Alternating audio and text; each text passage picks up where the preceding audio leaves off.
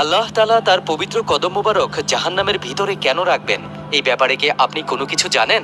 যদি না জেনে থাকেন তাহলে এই সহিহ মুসলিম হাদিস থেকে জেনে নিন, যেখানে আমাদের প্রিয় নবী হযরত মুহাম্মদ সাল্লাল্লাহু আলাইহি ওয়াসাল্লাম ইরশাদ করেছিলেন, হাসরের মাঠে বিচার শেষে সমস্ত জাহান্নামীদেরকে জাহান্নামের ভিতরে ঢুকিয়ে দেওয়া হবে।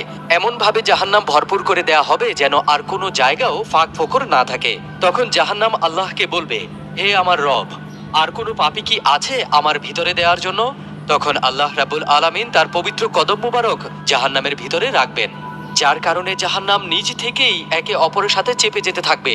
তখন জাহান্নাম আল্লাহর কাছে বলতে থাকবে, ইয়া আল্লাহ, তোমার ইজ্জতের কসম, বাস বাস, আর কোনো জাহান্নামী আমার ভিতরে দিও না। আল্লাহু আকবার! কেমন হবে সেই ভয়ঙ্কর আযাব! আল্লাহ তাআলা যেন আমাদেরকে জাহান্নামের এই ভয়ঙ্কর আযাব থেকে মুক্তি দেন। তাই কমেন্টে অন্তত একবার হলেও